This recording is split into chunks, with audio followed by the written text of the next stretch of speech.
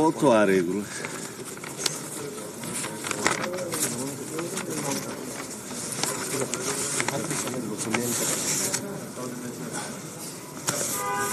আসসালামু আলাইকুম। আপনারা নিশ্চয়ই প্রফেসর আলী রিয়াজ সাহেবের বক্তব্যে জানতে পেরেছেন আজকে কি আলোচনা হয়েছে। আলোচনাটা হচ্ছে ধারাবাহিকতা জুলাই জাতীয় সনদের বাস্তবায়ন সম্পর্কিত পূর্বের আলোচনার ধারাবাহিকতা। আজকে আমাদের সামনে একটা কাগজ দেয়া হয়েছে ঐকমত্য কমিশনের পক্ষ থেকে, সেটা লিগ্যাল এক্সপার্ট কমিটির প্যানেলের অভিমত, advice of the panel of legal experts, এইভাবে দেয়া হয়েছে। তো সেখানে ওনারা বলেছেন লিগ্যাল এক্সপার্ট প্যানেল যে অ্যাডভাইসটা দিয়েছে এটা ইন্টারিম গভর্নমেন্টকে তারা যে সুপারিশ দিতে পারে, ইন্টারিম গভর্নমেন্টকে রিকমেন্ডেশন দেওয়ার জন্য তিনটা বিষয়ে এখানে উত্থাপন করা হয়েছে। যে একটা কনস্টিটিউশনাল অর্ডার জারি করার মধ্য দিয়ে এই রিফর্মগুলো বাস্তবায়ন করা যায় কিনা এবং সেটা ইমিডিয়েট ইফেক্ট সহ। দ্বিতীয় হচ্ছে এইটা পরবর্তী পার্লামেন্টে নির্বাচনের, জাতীয় সংসদ নির্বাচনের একই দিনে একটা রেফারেন্ডাম করা যায় কিনা, যেটার প্রভিশনটা এই অর্ডারের মধ্যে উল্লেখ থাকবে। 3 নম্বর হচ্ছে নির্বাচনের পরে রেফারেন্ডামের মতামত অনুসারে জনগণের রায় অনুযায়ী এটাকে পূর্বের ডেট যেটা কার্যকর হবে সেই ডেট থেকে এফেক্ট দেয়া। এর উপরে আলোচনা হয়েছে, অন্যান্য প্রাসঙ্গিক অনেক বিষয়ে আলোচনা হয়েছে। তা আমি শুরু করি কিভাবে যে আলোচনাগুলো হয়েছে এবং আমাদের বক্তব্য কি ছিল। আজকে কেউ কেউ প্রশ্ন তুলেছেন এই গভর্নমেন্ট সাংবিধানিক গভর্নমেন্ট কিনা, এই গভর্নমেন্টের সাংবিধানিক ধারাবাহিকতা আছে কিনা। কেউ কেউ প্রশ্ন তুলেছেন এটা সাংবিধানিকও না এবং বিপ্লবী সরকারও না, এটা মাঝামাঝি সরকার। তার মানে এটা নয় সাংবিধানিক অথবা নয় বিপ্লবী। তো এখানে আমার উত্তরটা হচ্ছে, তাহলে প্রফেসর ইউনূস সাহেব আজকে যে একনাক সভায় সভাপতিত্ব করলেন প্রধান উপদেষ্টা হিসেবে, তিনি আছেন কিনা ওনাকে জিজ্ঞেস করতে হবে। 1 বছর হয়ে গেল এই ইন্টারিম গভর্নমেন্টের। সুপ্রিম কোর্টের মতামতের ভিত্তিতে সাংবিধানিক ধারাবাহিকতায়, সাংবিধানিক নিয়মে অন্তর্বর্তীকালীন সরকার নামে প্রধান উপদেষ্টা এবং অন্যান্য উপদেষ্টাদের শপথ গ্রহণ করানোর জন্য রাষ্ট্রপতিকে যে মতামত দিয়েছে সুপ্রিম কোর্ট, রাষ্ট্রপতির রেফারেন্স অনুসারে পাঠানোর প্রেক্ষিতে, সেটাকে অকার্যকর হয়ে গেল। এটা কি জুডিশিয়ারিতে অথবা সুপ্রিম কোর্টে এখনো পর্যন্ত এর বিপরীতে কোনো সিদ্ধান্ত এসছে? আসে নাই। সুতরাং এই ব্যাপারে প্রশ্ন তোলাটা, এটা আমি মনে করি অনেকটা রাজপথের বক্তব্যের মতো। এটার কোনো লিগ্যালিটি নাই। কেউ কেউ বলেছেন জুলাই ঘোষণাপত্রের উদ্ধৃতি দিয়ে, জুলাই ঘোষণাপত্রের 22 দফা অনুসারে জনগণের অভিপ্রায়ের কথা বলা হয়েছে, সেটার সোর্স অফ পাওয়ার কি, এটার সোর্স অফ এসপিরেশন নাকি সোর্স অফ লিগ্যালিটি। এই প্রশ্ন এখানে এখনই তোলা যাবে না, কারণ জুলাই ঘোষণাপত্রের যে আনুষ্ঠানিকতার মধ্য দিয়ে জাতির সামনে সবার উপস্থিতিতে মাননীয় প্রধান উপদেষ্টা ভাষণের মধ্য দিয়ে উত্থাপন করেছেন, সেই জুলাই ঘোষণাপত্রের কার্যকারিতা এখনই তো দেয়া হয়নি। সেখানে প্রস্তাব করা হয়েছে যে এই জুলাই ঘোষণাপত্র এবং গণঅভ্যুত্থান 2024-এর রাষ্ট্রীয় স্বীকৃতি দিতে হবে, দেয়া হবে এবং সাংবিধানিক স্বীকৃতি দেয়া হবে। তফসিলে যথাযথভাবে সেটা সন্নিবেশিত হবে। সেখানে বলা হয়েছে আয়োজিতব্য পরবর্তী জাতীয় সংসদে সাংবিধানিক সংস্কারের অভিপ্রায় ব্যক্ত করা হচ্ছে। জনগণের পক্ষে বাংলাদেশের জনগণ অভিপ্রায় ব্যক্ত করছে, এই কথাগুলো বলা হয়েছে। সেই অভিপ্রায় বাস্তবায়ন হবে যদি এটা রাষ্ট্রীয় স্বীকৃতি মিলে, সাংবিধানিক স্বীকৃতি দেয়া হয়, সংবিধানের তফসিলে যথাযথভাবে সন্নিবেশিত করা হয় এবং পরবর্তী আয়োজিতব্য জাতীয় সংসদ নির্বাচনের পরে গঠিতব্য সংসদ সেই সংস্কারগুলো সাধন করে অভিপ্রায়গুলো পূরণ করবে। এটা সবই হবে, হয়েছে নয়। তো সুতরাং ওর উদ্ধৃতি দিয়ে যদি কোথাও কোনো প্রস্তাব উত্থাপন করা হয় যে অভিপ্রায় ব্যক্ত হয়ে গেছে, কার্যকরী হয়ে গেছে, সুতরাং এর ভিত্তিতে কনস্টিটিউশনাল অর্ডার ইস্যু করে রাষ্ট্র পরিচালনা করতে হবে, এখনই সেটা কার্যকর করতে হবে, সেটা কি আগামীকালকে বা পরশু চ্যালেঞ্জ হবে না? তো সেরকম একটা খারাপ নজির কি আমরা জাতির সামনে উত্থাপন করতে পারি? অবশ্যই পারি না। কিন্তু আমরা সমাধান চাই বলেই আমরা কিছু বিকল্প প্রস্তাব উত্থাপন করেছি, যেগুলো বিবেচনায় নেয়ার জন্য আমরা সবাইকে আহ্বান জানাব। সেখানে আমরা বলেছি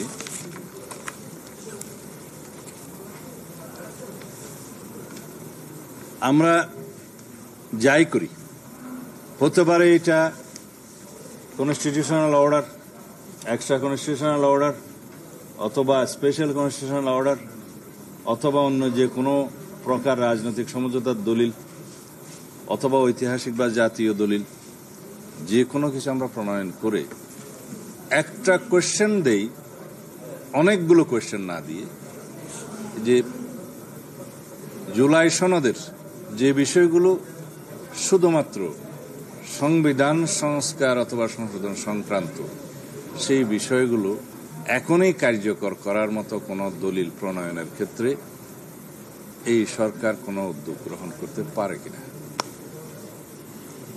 জুডিশিয়ারি কি বলে, আমরা জুডিশিয়ারির কাছে যাই। দ্বিতীয় প্রশ্ন হলো, যদি রেফারেন্ডাম করতে হয় এই বিষয়ে এবং সেটা কার্যকারিতার ডেট নির্ধারণ করতে হয় রেফারেন্ডামের রেজাল্টের ভিত্তিতে, সেই রেফারেন্ডাম প্রপোজ করা হয়েছে জাতীয় সংসদ নির্বাচন যেদিন হবে সেদিন এই রেফারেন্ডামটা হবে। আমরা বলেছি জাতীয় সংসদে যারা ভোট প্রদান করবেন এমপিদেরকে, তার তো একটা জাতীয়ভাবে পরিসংখ্যান হবে যে কতজন ভোট দিলেন, কত ভোটার ভোট দিলেন, তার মধ্যে ম্যাক্সিমাম ভোটার মেজরিটি যদি এই জুলাই সনদকে স্বীকৃতি দিয়ে, এই সংস্কারগুলোকে স্বীকৃতি দিয়ে হ্যাঁ বা না বলে, সেটা একটা লেজিটিমেসি আসবে। সেটাও বিবেচনা করা যায় যদি সবাই সম্মত হয়। তখন সেই মেজরিটির মতামতের ভিত্তিতে সেই জাতীয় সংসদ তো সেগুলো সংশোধন করবে। আর যারা মেজরিটি ভোট পাবে তারা তো প্রতিশ্রুত থাকবে জাতীয় সংসদে এই সংস্কারগুলো বাস্তবায়নের জন্য, যেহেতু এই সনদ স্বাক্ষরিত হবে ইনশাআল্লাহ। সেটা দ্বিতীয়। তখন বলা যাবে যে মেজরিটি যারা ভোট পেয়েছে, যারা কোনো দল অথবা জোট সরকার গঠন করবে, সংসদে যাদের মেজরিটি থাকবে, তারা যেমন রেসপন্সিবল থাকবে, সমস্ত জাতীয় সংসদের সকল সদস্য রেসপন্সিবল থাকবে সেটার দ্বারা, জনগণের রায়ের প্রেক্ষিতে। এবং এটাও আমরা বলেছি যে যা কিছুই গৃহীত হোক, জাতীয় সংসদে যখন সংশোধনী গ্রহণ করা হবে সংবিধানের, সেখানে কিছু মৌলিক প্রশ্নে এইবার আমরা সম্মত হয়েছি সেই সংশোধনীগুলো আসবে, যেগুলোর জন্য সাংবিধানিকভাবে অবশ্যই আবার রেফারেন্ডাম করতে হবে আফটার দি অ্যামেন্ডমেন্ট। তাইলে দুইটা রেফারেন্ডাম হয়ে যায়। এগুলো সব বিষয় বিবেচনা করতে হবে। আমরা আগেও করব, পরেও করব কিনা সেটাও বিবেচনা নিতে হবে। তো সেই জন্য আমরা বলেছি, দেখুন আমরা আলোচনার টেবিলে আছি, আমরা সমাধানের জন্য এক জায়গায় যাওয়ার জন্য প্রতিদিন ইনোভেটিভ আইডিয়াস বা জাতির পক্ষে সমাধানের জন্য আমরা প্রস্তাব দিয়ে যাচ্ছি। এখন যদি এই আলোচনার টেবিলে সমাধান হয়, আমি আশা করি হবে ইনশাআল্লাহ, তাহলে আমরা যে কোনো অসাংবিধানিক প্রক্রিয়াকে আমরা বন্ধ করতে পারব। এবং যেটা আমি আশঙ্কা প্রকাশ করি এবং অনেকেই শঙ্কা প্রকাশ করেছে, যদি এটা আমরা ঝুলিয়ে রাখি, যদি আগামী জাতীয় সংসদ নির্বাচনকে আমরা অনিশ্চিত করি, বাধাগ্রস্ত করি বা বিলম্বিত করি, তাহলে সেইটার বেনিফিশিয়ারি কে হবে? পতিত ফেসিবাদ হবে। সেটার বেনিফিশিয়ারি কি হবে? কোন রকমের কোনো অসাংবিধানিক শক্তি হবে। তাহলে সেটার পরিণতি কি হবে? এই জাতীয় অনেকবার সেই পরিণতি ভোগ করেছে। সেই পরিণতিকে আমরা আবার আহ্বান জানাতে পারি না। সুতরাং আমরা আলাপ আলোচনার মধ্য দিয়ে আমরা আগাই এবং একটা সমাধানের দিকে যাই। এই আহ্বান আমরা করেছি অনেক রক্তপাতের মধ্য দিয়ে, অনেক রক্তদানের মধ্য দিয়ে, অনেকের অনেক ত্যাগ তিতিক্ষার মধ্য দিয়ে। জুলাই গণ অভ্যুত্থানের শহীদদের যে প্রত্যাশা, যে আকাঙ্ক্ষা, সেই আকাঙ্ক্ষা অনুযায়ী আমরা একটা রাষ্ট্র বিনির্মাণ করি, গণতান্ত্রিক রাষ্ট্র বিনির্মাণ করি, আমরা রাষ্ট্র কাঠামো সংস্কার করি এবং আমাদের জাতির প্রত্যাশা, সকল জনগণের প্রত্যাশা পূরণ করি, যাতে আগামী দিনে এমন একটি সরকার প্রতিষ্ঠিত হোক যাতে করে ভবিষ্যতে যে কোনো রকমের অসাংবিধানিক শক্তি বা স্বৈরাচারী শক্তি বা ফেসিবাদী শক্তি পুনরুত্থানের কোনো সুযোগ না থাকে। সেই জন্যই তো আমরা এই সংস্কার প্রস্তাবগুলো গ্রহণ করছি। ধন্যবাদ।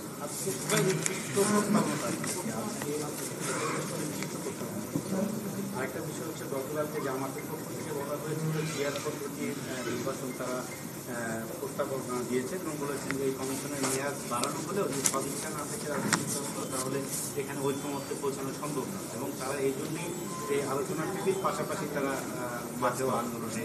আচ্ছা, দুটো কোয়েশ্চেন আপনার, তাহলে আগেরটা বলি। সুনির্দিষ্ট প্রস্তাব তো একটু আগেই বললাম, সুনির্দিষ্ট প্রস্তাব, সেটা আবার রিপিট করার তো প্রয়োজন নেই। সুনির্দিষ্ট অনেকগুলো প্রস্তাব দিলাম, অনেকগুলো আলোচনা এসছে।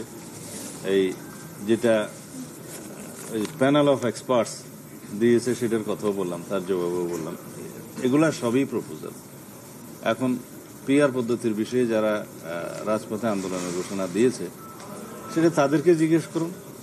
পিআর পদ্ধতির আলোচনা নিম্নপক্ষে আমাদের আলোচনার টেবিলে ছিল না, সুতরাং আমি সেই আলোচনার তাদের যে রাজপথের আন্দোলনের যে কর্মসূচি সেটার প্রেক্ষিতে গতকালকে আমি প্রেসকে কথা বলেছি, প্রেসের সাথে। সেটা হচ্ছে কারো রাজনৈতিক অধিকার, গণতান্ত্রিক অধিকার আছে কোনো দলের যে কোনো বিষয়ে তাদের চাহিদা অনুসারে জনগণের সামনে বক্তব্য দিতে পারে, আন্দোলনের কর্মসূচি দিতে পারে। সেটার বিপক্ষে আমাদের বক্তব্য নিয়ে আমরাও রাজপথে বক্তব্য দিতে পারি, দেব। আমাদের তাদের বিপক্ষে যে বক্তব্য আছে সেটাও আমরা জনগণের সামনে নিয়ে যাব। এন্ড অফ দি ডে জনগণই তো ডিসাইড করবে কি সিদ্ধান্ত নেবে। আমরা রাস্তায় কে কয়টা জনসভা করলাম, কে কয়টা মিছিল দিলাম, তার উপর ভিত্তি করে কি পিআর নির্ধারিত হবে? সেটার জন্য তো একটা প্রক্রিয়া আলোচনার টেবিলে আসতে হবে। সেই আলোচনার টেবিলে আমরা আছি, সেটা এখনো অব্যাহত আছে। কিন্তু সেটা বাইরে রেখে আমরা যদি এই সংস্কার প্রস্তাবগুলো বাস্তবায়নের জন্য যে আলোচনা আছে সেটাকে বাইরে রেখে সেটা বাস্তবায়নের জন্য যদি আবার রাজপথে যায়, সেটা কিন্তু স্ববিরোধিতা। আর পিআর প্রশ্নে আমাদের বক্তব্য আগেও দিয়েছি। পিআর এর মাধ্যমে সবসময় একটা অনিশ্চিত সরকার ব্যবস্থা থাকে এবং ঝুলন্ত পার্লামেন্ট থাকে এবং কখনো মেজরিটির ভিত্তিতে সরকার গঠন করার মতো মেজরিটি পাওয়া যায় না, এবং সেই রাষ্ট্র ব্যবস্থায়, সরকার ব্যবস্থায়, সংসদ ব্যবস্থায় তখন রাষ্ট্রের এসপিরেশন, জনগণের এসপিরেশন পূরণ করা যায় না।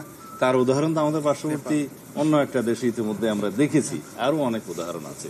তা আমরা সেরকম একটা অনিশ্চিত ভবিষ্যতের অঙ্গীকার করতে পারি না। ধন্যবাদ।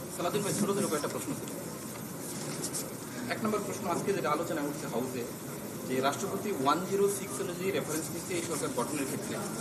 তো আর্টিকেল 48(3) অনুযায়ী তো রাষ্ট্রপতি প্রাইম মিনিস্টারের পরামর্শ ছাড়া এইরকম রেফারেন্স সুপ্রিম কোর্টের কাছে চাইতে পারেন না। তো রাষ্ট্রপতিকে সেই সময় কে এই পরামর্শ দিয়েছিল রেফারেন্স দেওয়ার? Number 1 question. এটা একটার পরে জবাবের পরে বাকিটা বলে। রাষ্ট্রপতি যে রেফারেন্স পাঠিয়েছে সুপ্রিম কোর্টে, সেই রেফারেন্স পাঠানো সঠিক প্রক্রিয়ায় ছিল কিনা সেই প্রশ্ন তো সুপ্রিম কোর্ট উত্থাপন করেনি, চিফ জাস্টিস অ্যাপিলেট ডিভিশন তো উত্থাপন করেনি। জবাব তো ওখানেই হয়ে গেছে। ওখানে 3টা নেসেসিটির ডক্ট্রিন আছে, যে which is otherwise not lawful, necessity makes it lawful. Second হচ্ছে state, safety of the people is the supreme law, safety of the state is the supreme law.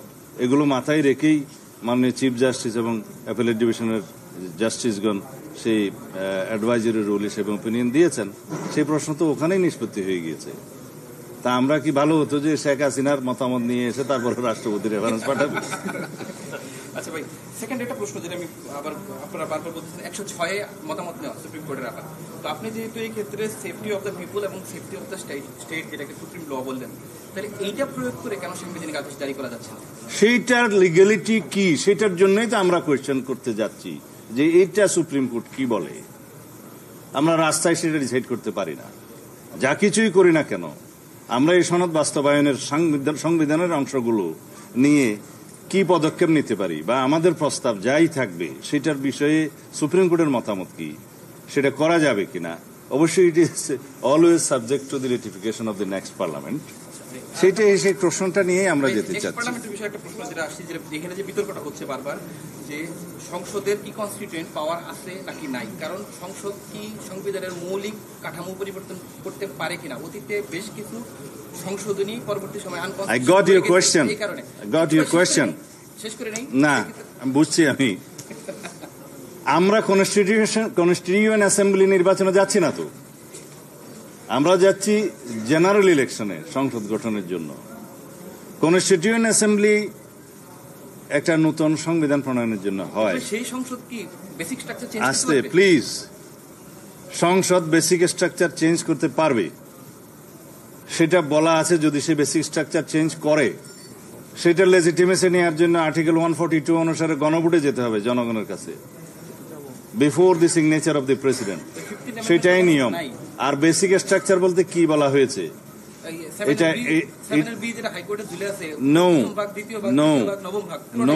No please, আমি বলি যেগুলা হাইকোর্টে 15th অ্যামেন্ডমেন্টে যেটা বলা হয়েছে void and ultra vires constitution to the constitution, সেই প্রভিশনগুলো উল্লেখ করা আছে 6টা। তার মানে 15th অ্যামেন্ডমেন্টের সেই দফাগুলো আনকনস্টিটিউশনাল ডিক্লেয়ার করা হয়েছে।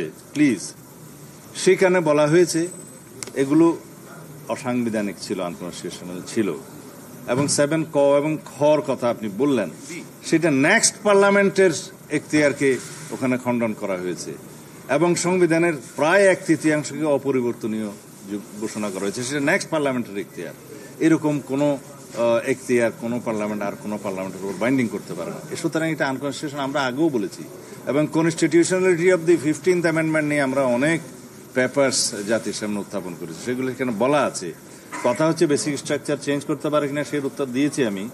আর পার্লামেন্টের যে এখতিয়ারটা আছে, সেই এখতিয়ারটা হচ্ছে যে কনস্টিটিউশনের বিভিন্ন প্রভিশন অ্যামেন্ড করতে পারে, ঠিক আছে।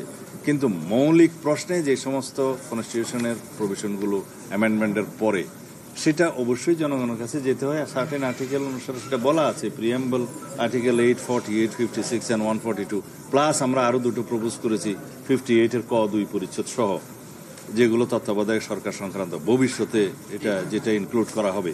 এগুলোর বাইরে যদি আপনারা বলেন nature of the constitution, character of the constitution and also as well as basic structure of the constitution, যেগুলো চেঞ্জ করার মধ্যে কিছু বিষয় আসবে। যেমন আমরা ডেমোক্রেসিটাকে এবলিশ করতে পারি না, সেই ক্ষমতা পার্লামেন্টের নাই। আমরা রাজতন্ত্রকে প্রতিষ্ঠা করতে পারবো না, সেই ক্ষমতা পার্লামেন্টের নাই। এটা হচ্ছে জনগণ, সেই জনগণ সোভরেইন অথরিটি যেটা বলবে সেটা। তারপরেও এদেশের জনগণ তো মুক্তিযুদ্ধের মধ্য দিয়ে, স্বাধীনতার মধ্য দিয়ে তো গণতন্ত্রকে এস্টাবলিশ করেছে। এদেশের জনগণ বারবার গণতন্ত্রহীন অবস্থা থেকে গণতন্ত্রকে উদ্ধার করেছে। বারবার এই দেশে গণতন্ত্র বাধাগ্রস্ত হয়েছে বিভিন্ন সময়, সেখান থেকে এই জাতি উদ্ধার হয়েছে জনগণের আন্দোলনের মধ্য দিয়ে, অভিপ্রায়ের মধ্য দিয়ে। আপনি যেহেতু 142 কথা বললেন, তাহলে কি নেক্সট পার্লামেন্টে এগুলো করার পরে, এই সব অ্যামেন্ডমেন্ট করার পরে কি রেফারেন্ডামে দিতে হবে? অবশ্যই, সেই কথা তো আগেই বললাম।